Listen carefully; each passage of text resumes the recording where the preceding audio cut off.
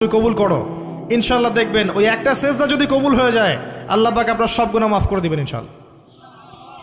নামাজটা ছাড়েন না, যত পাপ করছেন করেন, আমি বলি নামাজ ছাড়েন না, ইনশাল্লাহ একদিন নামাজই আপনাকে পাপ থেকে বের করে আনবে ইনশাল্লাহ।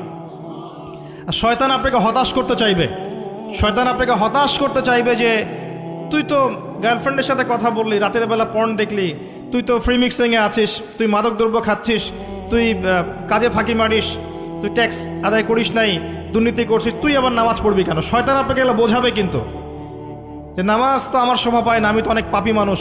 এই ধোকায় পা দিবেন না, আপনি নামাজ কন্টিনিউ করতে থাকেন, ইনশাল্লাহ আল্লাহ পাক আপনাকে পাপ থেকে বের করে আনবেন ইনশাল্লাহ। ওই নামাজটা যদি ছেড়ে দেন তাহলে আর কোনো হাতিয়ার বাকি থাকবে না।